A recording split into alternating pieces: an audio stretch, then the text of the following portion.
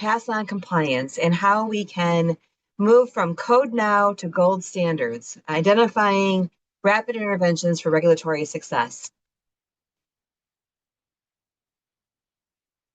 General updates, we know that there's a lot happening in the industry that we're working towards. We have updates with CMS, we have updates from the OIG coming through, and in October we have MDS updates coming about. So lots of different opportunities coming through for us to take a look at how we can ensure our systems are in place to ensure we have good compliance programs and compliance success, as well as delivering outstanding customer service and quality outcomes for the people that we're serving.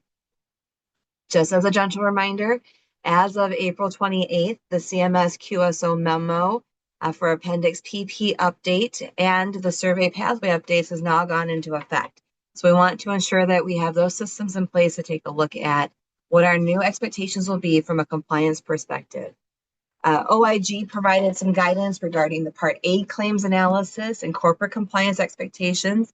You may have seen in November, we had a corporate compliance update from the OIG released for skilled nursing facilities. And if you needed some help with that, a little reminder, our YouTube channel has a update and a quality leader session presented around corporate compliance in January. So our YouTube channel will link you over to that training and gives us some good focus areas on how to work through the compliance areas and ensure that we have alignment with the OIG expectations. Last fall, we had the MDS tools updated to start capturing the social determinants of health information, and that continued focus on how we're incorporating that information into our care planning process, our activities, how we're supporting our residents through quality of care initiatives. How are we taking that knowledge from the SDOHs and pulling it through center operations so that we're really advocating for the best outcome for our patients and families. And finally, we want to ensure that our QAPI process is taking all of these systems into account.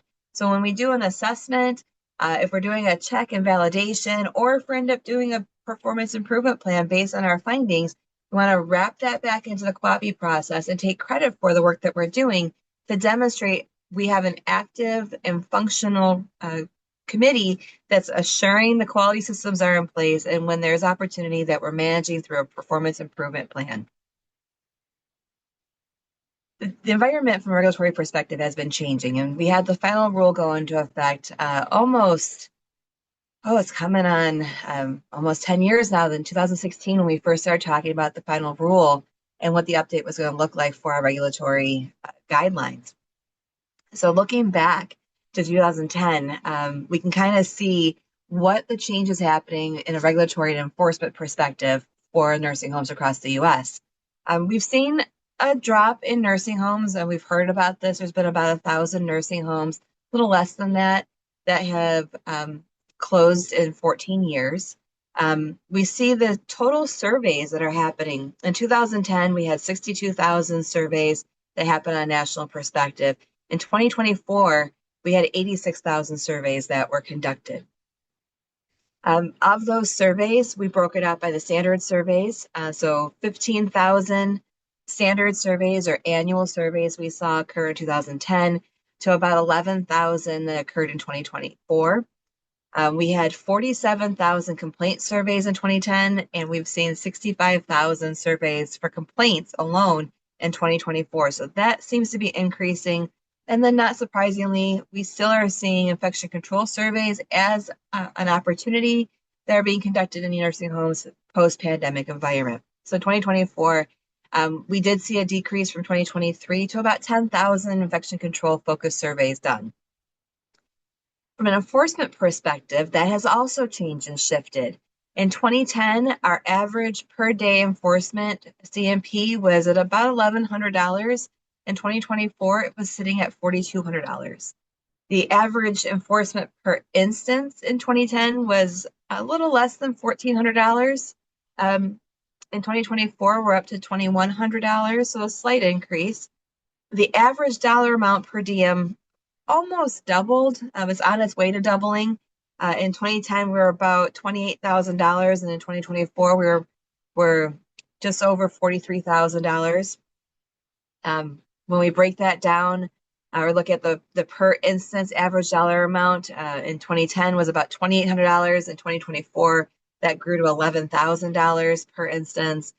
And the average days in effect for the per diem also shifted and changed. And so in 2010, we had 52 days on average were the per diem rates, the enforcement fines.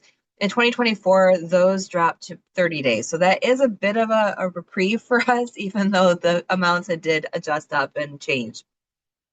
It's good to know what's happening in the regulatory space as we look at enforcement, because it helps us to predict and think about what is our strategy to manage opportunities that arise so that we can optimize our outcomes and reduce the penalties associated with it.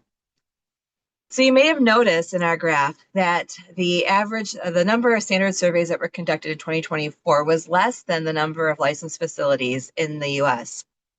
And we've seen that post-pandemic, that survey agencies across the US are also struggling with staffing and staff retention.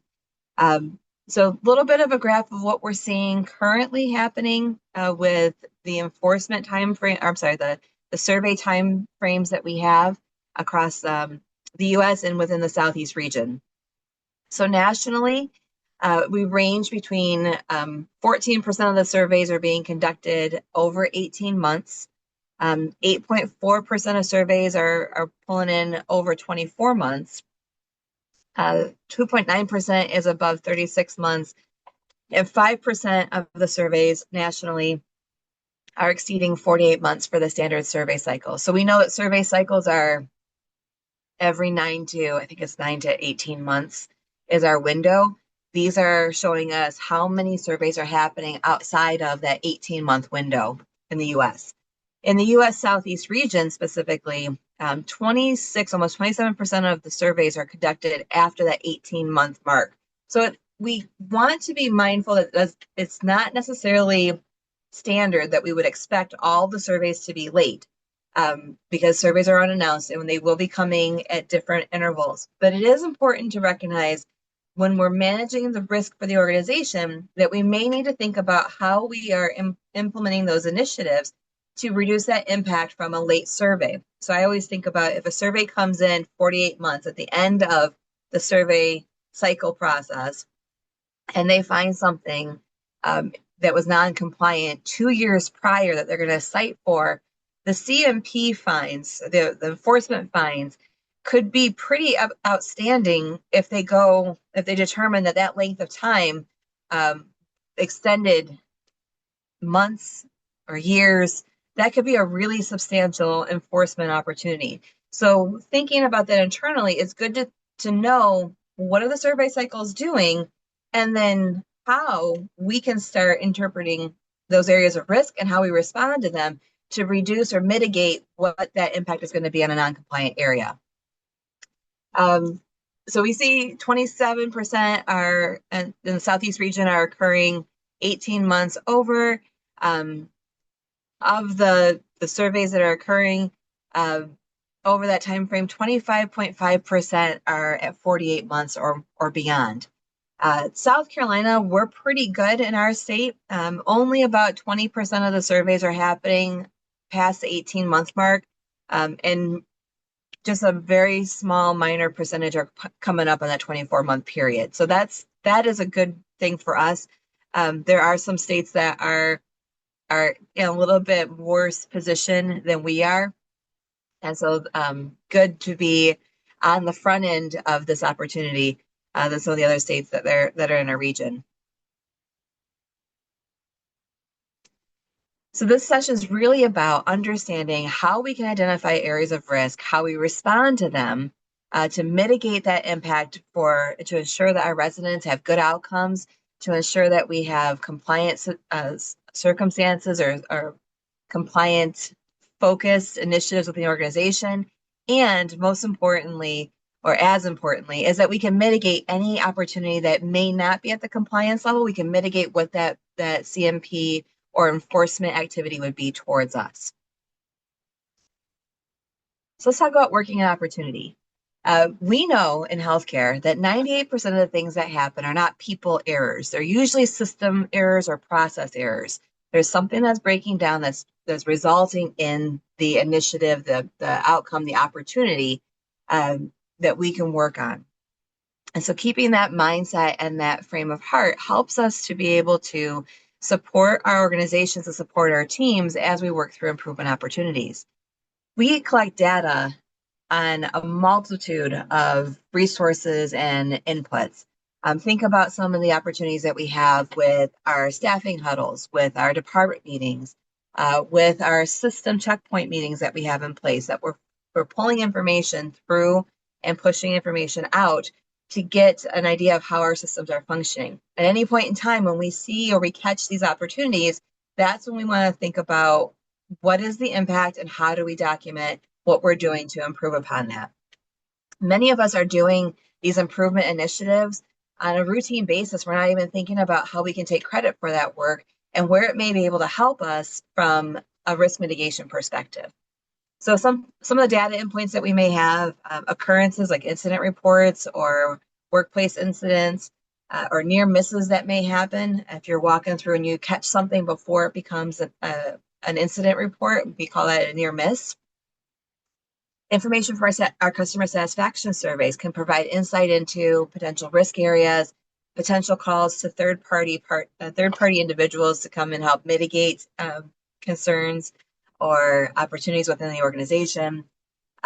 We also may see trends that are generating within our customer satisfaction surveys that tell us where something may be happening or a system we need to check on. Grievance submissions for our concern form opportunities that we have. Information from resident council, whether that's the minutes that we're looking at what's being discussed during resident council, or if concerns are brought up through resident council, how we're managing the concern process and what we're seeing as the focus of those concerns. Talking with our ombudsman and reviewing the ombudsman reports that we get to see what they're seeing, what are they picking up on from a systems perspective. Anything that we have from opportunity of mission and marketing. Our mission and marketing team are routinely touring people through our buildings. They're meeting with vendors, they're meeting with outside referral agencies, with community members and organizations. We can get information from our mission team on what we're hearing in the market and what this can do for us from an operations perspective, or what risk we may be having, as well as stakeholder feedback. And we've got stakeholders throughout our organization. It's our staff, our residents, our families, our vendors, our volunteers, referral organizations that we have, our board members, if we're part of a corporation, our corporate family members, all provide us feedback and opportunities on where we may be able to see or validate systems that are in place. When we identify that there's an opportunity, then we want to act appropriately. And I always kind of think about is this an opportunity as if a surveyor was in the building right now and this opportunity presented itself, would I be cited for it? If I would be cited for it, then I treat it as a pass on compliance. Another consideration to be mindful of is the level of citation that you would get from a scope of severity perspective. So if it's a small scope of severity of maybe a C level or a D level, very minor, not any harm, not directly impacting the residents, I may not spend the time to do a pass on compliance on it. I may just document it through QAPI and demonstrate that we've corrected it and follow the audit process. If this is something that would have the potential for harm, I definitely want to take the focus and document it through a pass on compliance opportunity. The pass on compliance is a tool that the surveyors allow us to use to show them that we've self-identified the opportunity, we've corrected that opportunity, and we now remain in compliance for it.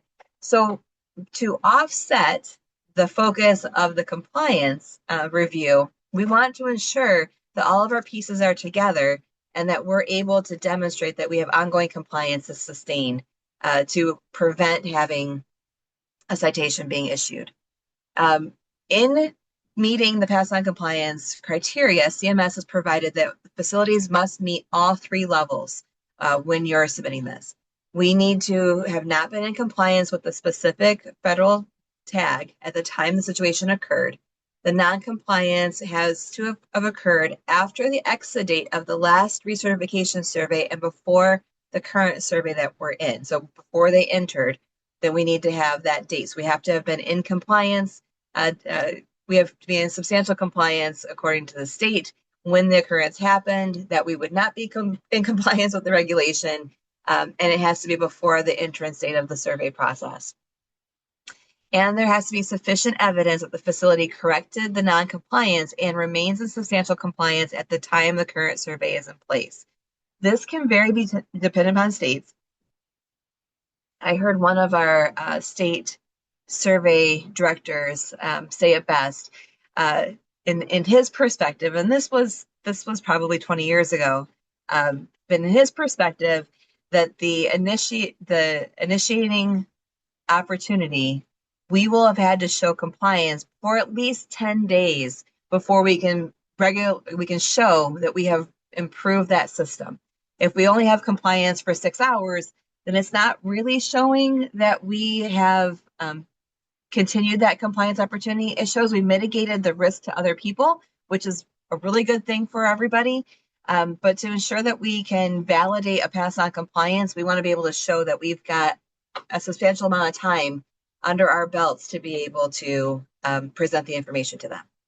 That being said, again, if I'm thinking that an event happened and I would be cited for it if a surveyor was in the building, I'm definitely taking credit for it. Even if I could show that I mitigated the impact to anybody else, I'm showing that we acted quickly and responsibly to protect the residents, to protect the staff, and to protect the organization. And that is a positive to have no matter what we do from a strategy perspective. The pass on compliance process has to be presented when the surveyors first walk into the door. So when they come into your facility for an entrance, we should have that pass on compliance ready to be presented to them. And we should be able to speak to what that is. We don't always know why surveyors are coming into the facility. So it is a little unnerving to be able to tell them I've got pass on compliance ready for you. But there is an opportunity to say, after we welcome them in, during the entrance process, to acknowledge that we have an active QAPI process, that we have pass on compliance documents on hand in the area of a fall or an environmental concern, depending upon what the direction of the complaint surveyor is going. We can identify that. If it's an annual survey, we know they're going to be looking at those areas anyways. And so it's with extreme confidence that we should be able to talk through what our pass on compliance process looks like. The possibility of pass on compliance may not be considered in relation to immediate jeopardy.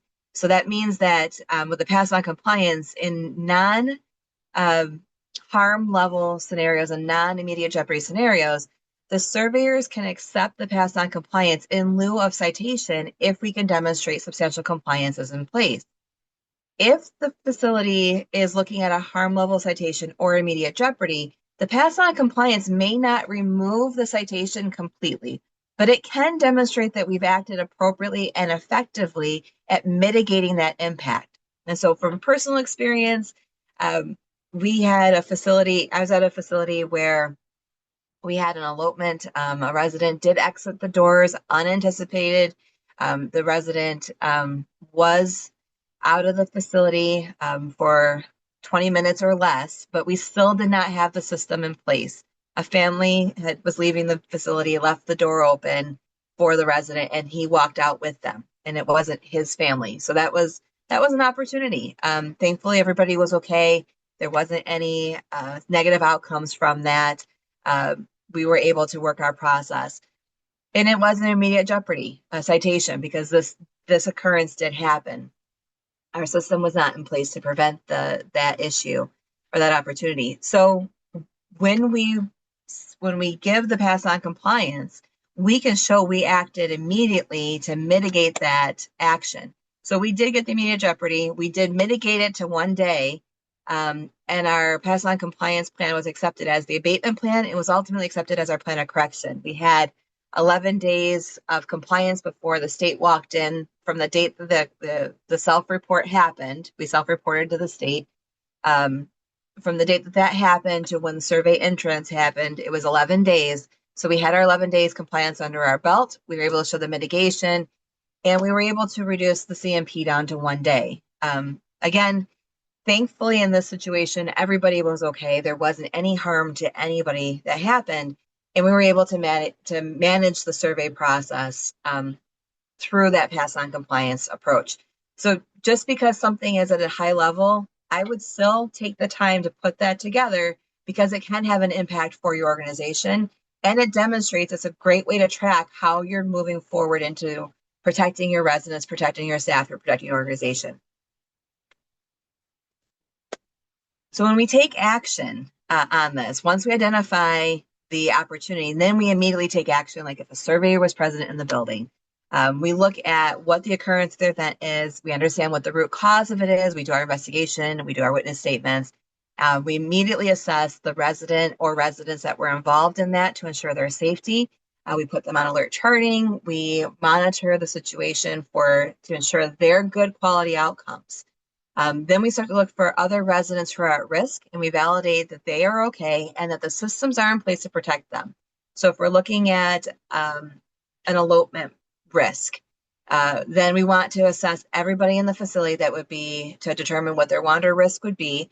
We want to ensure that the people that have high risk for wandering, that they have the appropriate monitoring devices in place, that the systems are working, that the monitoring devices are functional, that our door systems are working. We look at all those systems to ensure that we're validating that the systems are functional and that people are going to be okay and that we're advocating for their quality outcomes. Then we look at what other systems may be aligning with this. So we'll review our policies, our procedures, our training. We'll look at staff competency and staff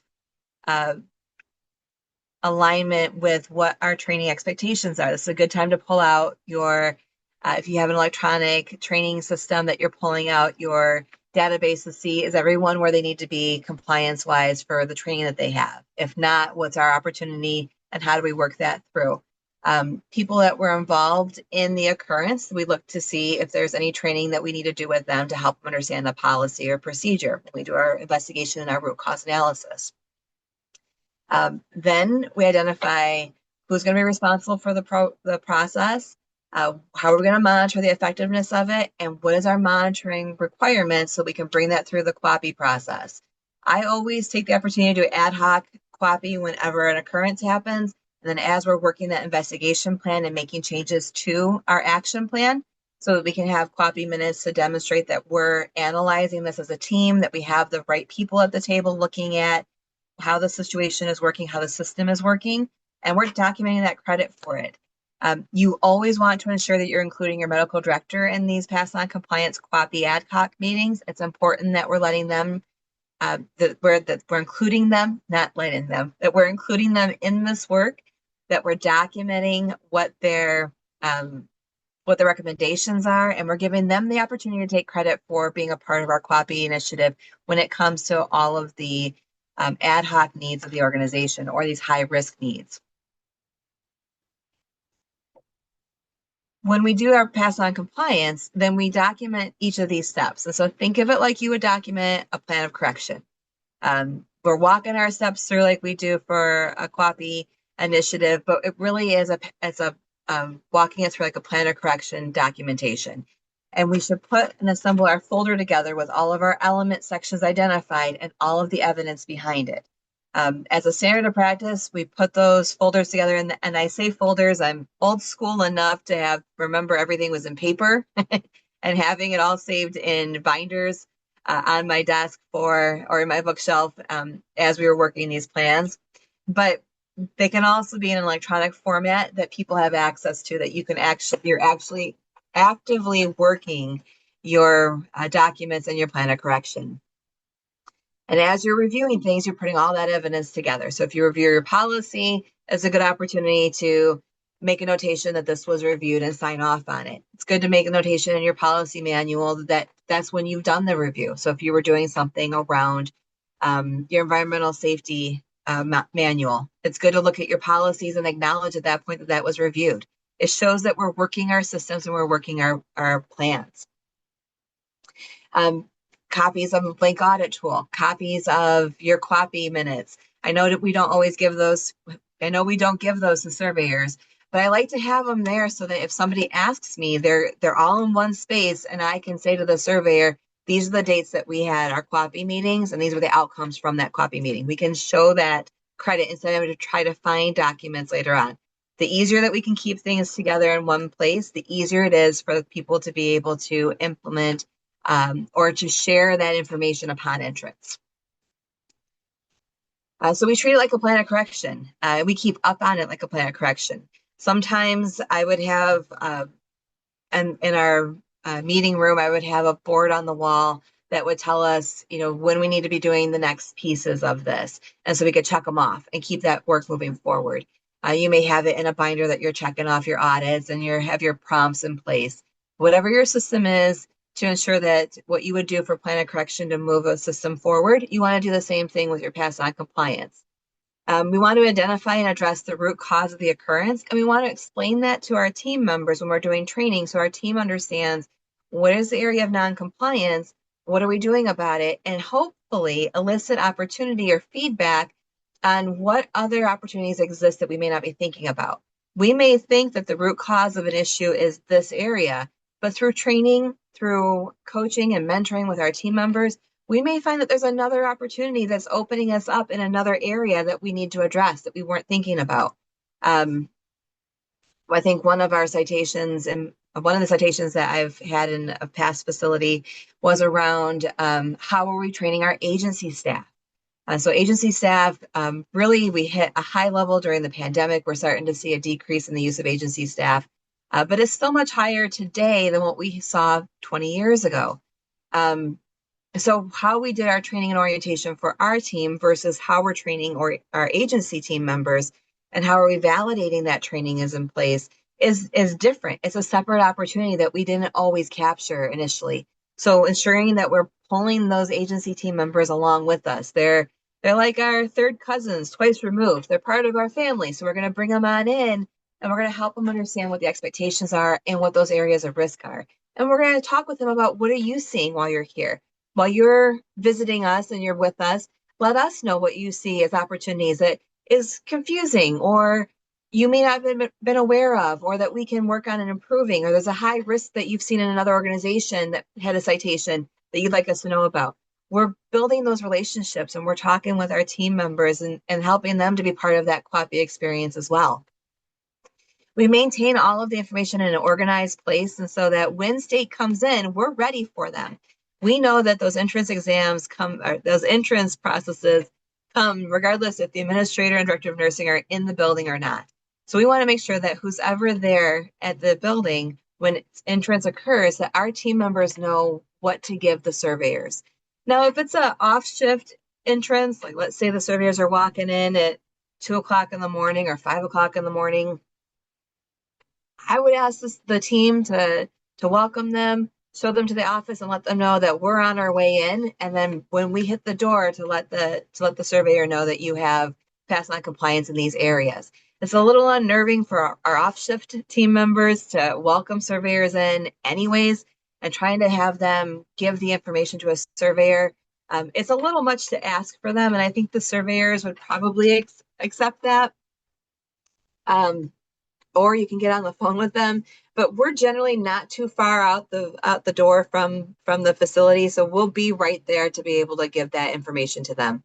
But if you're off-site, you're on vacation, you're out of town with the director of nursing at a conference, and you're not going to be there for entrance, whoever your backup person that's managing the facility for you needs to know where that information is and how to present it to them. So practicing that with your team, helping them to understand it, is going to be beneficial for everybody. It makes the surveyors feel at ease. It helps your facility team feel at ease, and you're confident that you're working your QAPI process and you're prepared to demonstrate how you're mitigating any of those areas of concern. We want to also include that QAPI agenda, include our pass on compliance and our activities into that QAPI agenda on an ongoing basis, that we're actively working those quality assurance programs. This allows us to be mindful and document how this is it's not just a task. This is something that we're actively using for the validation of our systems, and leading to strong outcomes for our residents, our families, and our staff members. So encouraging our team to be involved is a key component in this. Our team members on the floor are some of the brightest, smartest, most compassionate people in the healthcare industry. They know what's going on. They have ideas about opportunities to advocate for our residents. They know things that work and they don't work. And it is such a valuable pool of information to have. We need to be able to develop our systems that we're encouraging our team members, we're making it safe to talk about the opportunities that we have, and we're welcoming that flow of information and knowledge that they have. Sometimes there's things that we can't change. It might be a regulatory policy or expectation, or it might be something that is above where our decision may be. But the things that we can change, the things that we can influence are opportunities that we want to ensure that we're developing that culture with our team members to acknowledge. So we want to ensure that we keep that non-punitive channel open to allow people the opportunity to tell us what's going on. Even in situations where an occurrence happens that may result in a coaching or counseling, depending upon the severity of the occurrence, we can't take that away. But if we can make it safe to come and tell us and we can work with our team members, that's a positive for all of us. We want to incorporate routine compliance checks into our QAPI process. So we know our agenda for QAPI is always going to include falls. It's always going to include the pharmacy reviews. It's always going to have a component for the medical director. We're always going to have information about infection control. We should also be as diligent and as intentional to have components in our quality assessment or assurance process where we're spot checking things as well. And we've got at the end of this presentation some examples of how we can do that. We want to conduct regular internal audits and documentation reviews and spot checking. It's a great opportunity to cross-train our teams in what the regulations look like and training our teams to look in areas that are not typically associated with their field of knowledge or with their scope of licenses. It allows them to help us see things and help us to identify how we can move work forward. It also is good to have somebody that's not in that scope of field taking a peek at it because you don't know the things that the person knows. So I often think about when we were doing 5-day investigations. We built into our process where the person that would write the 5-day wasn't the person leading the investigation. And however we did that. So sometimes if I was the person having to do the investigation in the 5-day, I would ask for my corporate nurse to read the 5-day and look at my documentation to ensure that my documentation supported the outcomes that I was noting in my 5-day. Instead of me knowing something in my head, hearing somebody say something, and just writing what the outcome was and not having the documentation to support it. By having somebody that's not in that field or not doing that scope of work of that particular position, having them look or validate it is another set of eyes where we don't have the assumption that, well, of course we have it, we do it over here. We're just looking at what's in front of us, and that helps us to validate the system. We want to act swiftly on findings and document our corrective action, especially if this is a harm-related occurrence. The faster we can react to this and respond to it, the more that we can have better outcomes and we can mitigate any type of compliance actions to us. We want to elicit feedback through our huddles, and we want to talk about what's going on with our team members so that they're aware of what is happening. We want to be clear with them. We're at risk for this occurrence because this happened and this system wasn't in place. This is what we're doing to fix the system. Is there anything else that you can think about that we should consider in this area? Pull that feedback through that process. Think about how we might be able to document with our families. And it may be on the bottom of a concern form. If a family had a concern about something, then we can document that information to our families on the concern form. If it's a family notification about a resident condition or change, we could put it in the EMR. But we're pulling that documentation through. When we develop our systems, we want to ensure that we're creating that flow of information that's happening, that we receive information and we're pushing information back out. So that to and from flow helps us to keep all of our team members moving in the right direction, identifying those opportunities, and talking through or clarifying policies, procedures, or expectations. Engaging our team members allows us to really get to the root cause of the occurrence. It builds that trust that we have, that loyalty that we have with our team members, with our frontline caregivers, and allows us to quickly respond to situations. And we can nurture that so that we really are encouraging people that are closest to the resident to advocate for the resident's best outcomes or the best needs. Our leaders of the Leadership Academy, Kathy and David, talk about the phrase, a good system is one that everyone knows about, everyone uses, and everyone benefits from. So we want to ensure that we're cultivating these systems, we're cultivating that relationship to move that work forward. It can be a lot. And when we think about all of the work that we are doing and the list of things that are on our desk to tackle, it can be overwhelming. And so we can start prioritizing where those areas of focus can be. In this case, we know that 20% of our effort can have 80% of the results. And so if we look at what's happening, if we can look to see what the root cause of systems are in our QAPI analysis, outside of a pass on compliance and just in general, we're looking at our audits, we're looking at our data flow, and we see the opportunities that present itself. And we start to see what are the root causes of it. We can classify them or group them into areas. If we can get a big enough area, then we can work on that with 20% of the effort to have that 80% impact on our outcomes. This may look like we may find that the key driver is communication. We may find the key driver is a particular supply or stock level. It may be a key driver may be related to staffing schedules or assignments. Whatever the root cause is that's having that impact, you can tackle that and start taking those priorities one at a time and start working them through QAPI for resolution. We also can look where we can bundle. So we may see that combining two separate practices in one opportunity may have a bigger impact. So let's say we're working on falls and fall interventions, but we're also trying to work on staff engagement.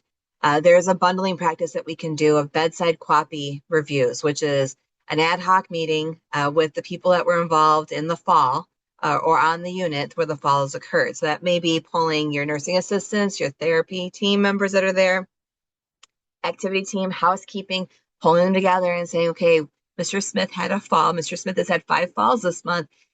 What are you seeing that's happening? What's going on with this? So we're tackling fall interventions, getting to root cause analysis and working that system through, but we're also engaging and developing the staff engagement, staff huddling, communication.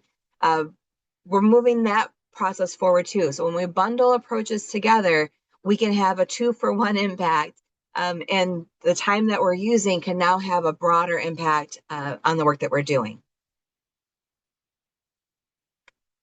So sustaining compliance is important. We've talked about identifying opportunities, acting quickly for anything that's harm, high risk, and how that can mitigate impact to our residents. It can mitigate impact to compliance or enforcement. We talked about how engaging and working and communicating with our providers, our vendors, our volunteers, our staff, our families, our ombudsman, how that's critical to identifying opportunities and communicating and working together as a team. Now we can think about how do we work this on an ongoing basis to maintain that compliance and become its own culture of itself. The first two are components and feed into the bigger picture of sustainability. So when we do audits, when we do spot checks, we want to think about what's the purpose of this audit? Why are we collecting the data? The Institute for Healthcare Improvement has a good resource for us to think about, that we want to collect the minimum amount of data possible to give us the impact of what's going on. Otherwise, we can get so overwhelmed by all the data systems that are out there that we may not be able to go and do anything with it. So we want to avoid just having mountains of data. We want to start focusing down into what's going to have the biggest impact for us. So auditing our data, looking at what's the purpose of it and what are we doing with it, or what should we be doing with it, is another good example of how we look at that. When we implement an audit, we want to think about what the cadence of that review is. Is it daily? Is it weekly? Is it monthly? Is it quarterly? Is it a spot check? So as you work through your systems, you're going to naturally move them through the cadence of how often you need to do the validation of that system. Spot checks are good things. If we're in substantial compliance after a state survey, we've had our standard survey completed, everything's looking good, we're on track for sustained compliance. Now we're going to start activating just a spot check. We're going to randomly check different systems to validate that they're still in compliance and that things are moving forward before an occurrence happens or a near miss happens. Occurrences and near misses are great opportunities to now dig into and validate systems are in place. When we add to our QAPI calendar, it allows us to plan ahead and be able to predict what our time is going to be and where our effort is going to be focused. As in any calendar, it can be moved, things can be shifted, can be changed around. But if you kind of get that in place and you're monitoring, you're working that calendar plan, now you kind of know where you're going and how you may be able to align it to things that may be coming about in the future. And we'll talk a little bit more about that when we get to the calendar sample.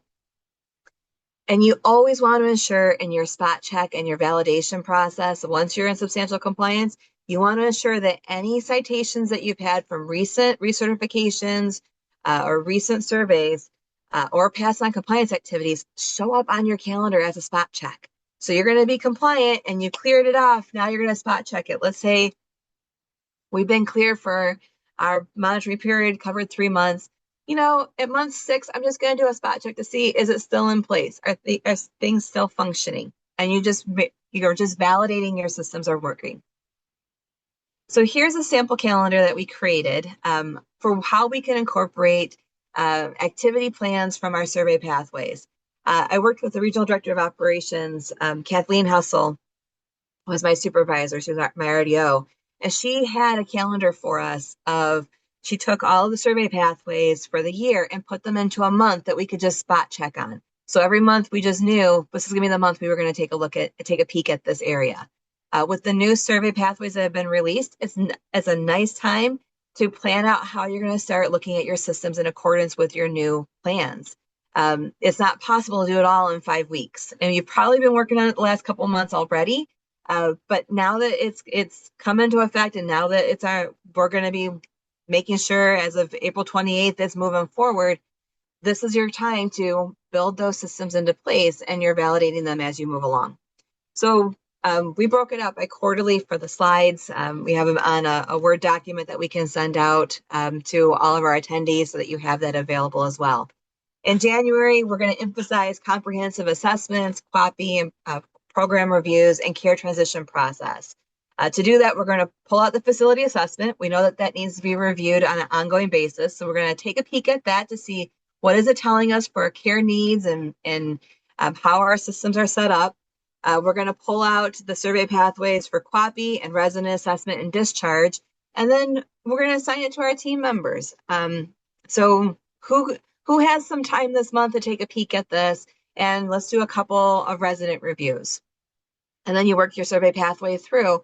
So we're becoming more familiar and confident with what those expectations look like. We're pulling them in through QAPI and we're validating our systems are in place. In February, moving along, we're going to be focused on protecting resident rights by identifying abuse, neglect, and restraint use violations. And so we've got those pulled down, looking at what that process looks like. Moving into March, we've put in behavioral health needs and dementia care compliance to support person-centered care approaches. We're going to pull the 802 at this time. It's a good opportunity to take a look to see what does your 802 look like. I know as a standard of practice for as we're getting ready in our survey window that we should be pulling those at least monthly, if not weekly or every other week, just taking a peek and validating that the information is correct. But as we move into our quality assurance process and we're planning ahead and we're moving through that sustained compliance period, pulling those out just allows us to take a peek and see who are at-risk residents. Are we looking and identifying that we have those needs that are being met? We're looking at the MDS section R for social determinants of health and matching it up to our 802s and seeing are there any opportunities that align there, and also pulling the behavioral, emotional, and dementia care paths. In quarter two, we're going to do environmental safety, kitchen sanitation, and dining services for health code and safety compliance in April. So we're also going to pull that facility assessment out at that time and go through our 3 survey pathways. In May, we're going to look at medication administration, unnecessary drug use, and improper medication storage practices, pulling those 3 pathways out. As a tip, if you have a contract with a pharmacy provider that is in your contract, that they can do a survey review for you. It's like a mock survey. I think I've also seen it said in the contract. Think about when your survey window opens up and ask your pharmacy team to do a mock survey for you. You may want to align the mock survey review with this, or you might want to keep them separate so that you're doing your own internal review, and then pharmacy is going to come in and do a mock survey for you. So mock surveys are different than what they do with their cart audits and checking.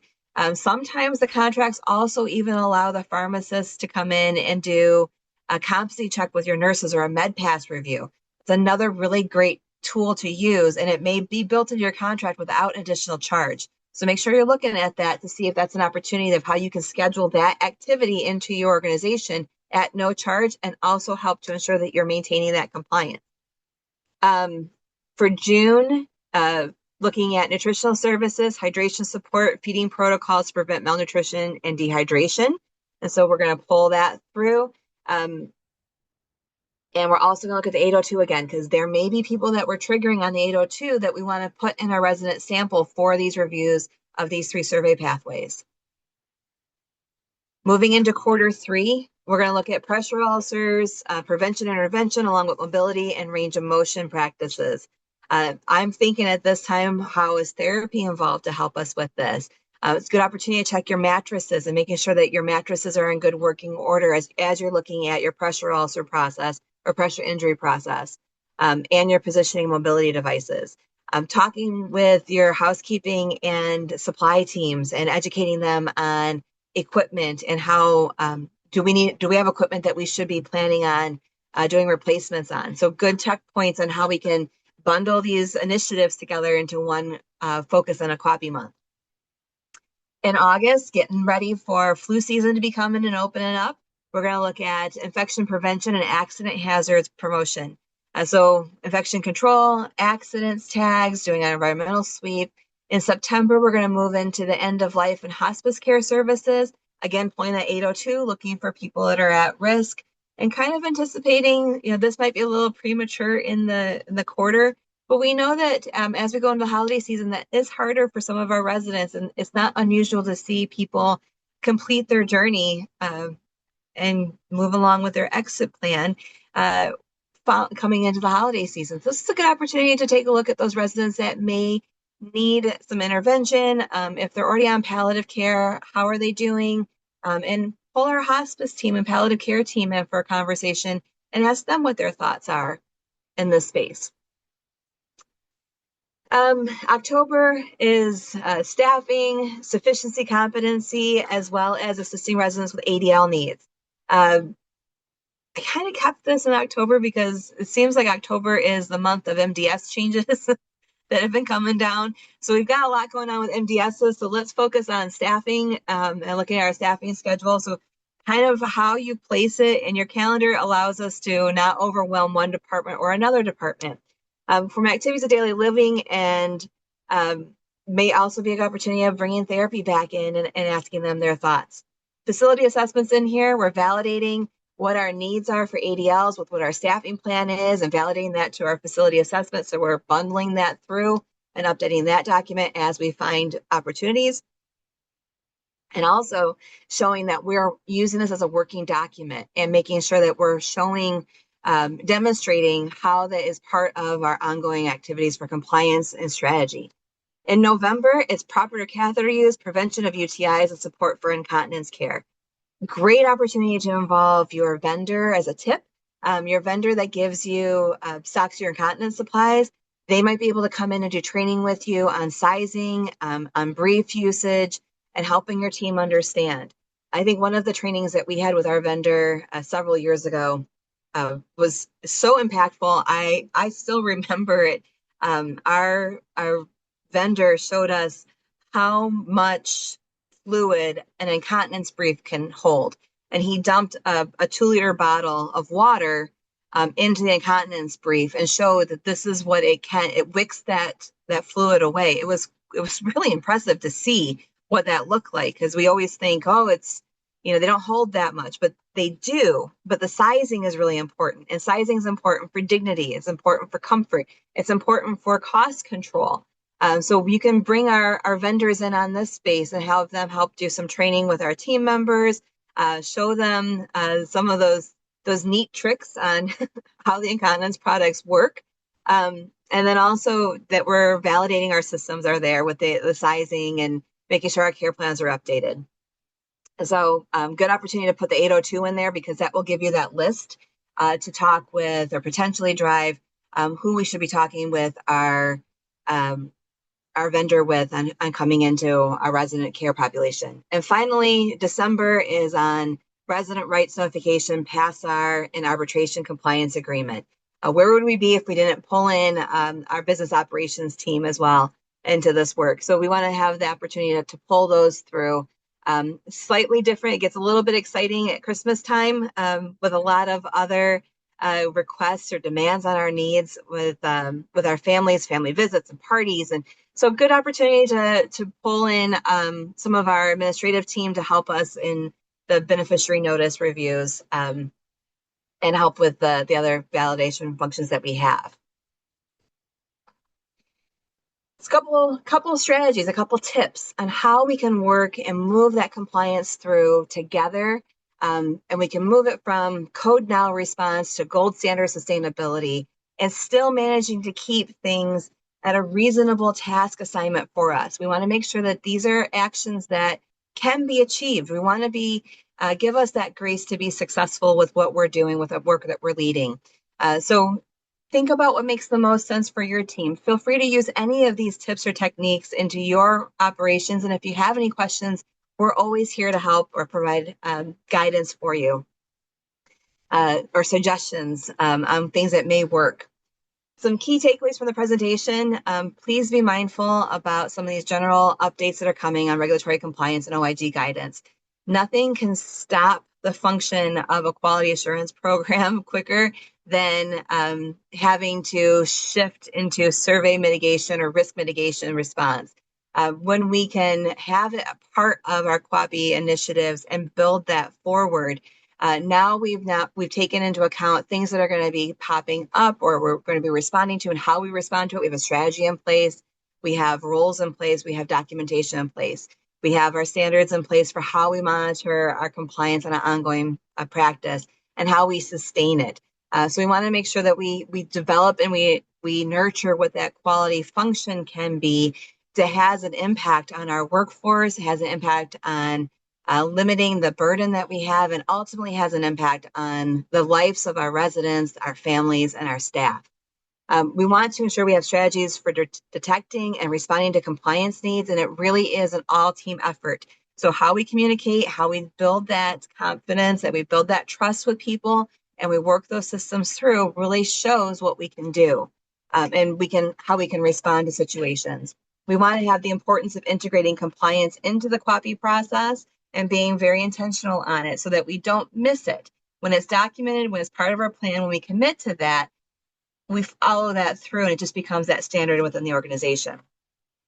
We want to have methods for effective communication with our team members, and our team is not just people in our facility. It is it's our families, it's our vendors, it's our ombudsman teams, it's our staff. It's all of us working together because we're all advocating for the same outcome. We want to take care of our residents. We want a healthy community. And then bringing in that QAPI calendar and planning it out may be a really strong strategy for the organization and for you to be able to do those spot checks on quality assurance without it seeming too overwhelming. I want to thank you so much for joining us today. I want to thank you for your time, and I definitely want to thank you for all of your efforts. There's a lot happening in our organizations. There's a lot going on. in the field. You're making a difference. You're doing the right thing. And we're so proud to be able to support you and work along with you. If you have any questions, please let us know. We are here for you, and we look forward to hearing the good news that you have happening in your organization. Thank you so much, everybody.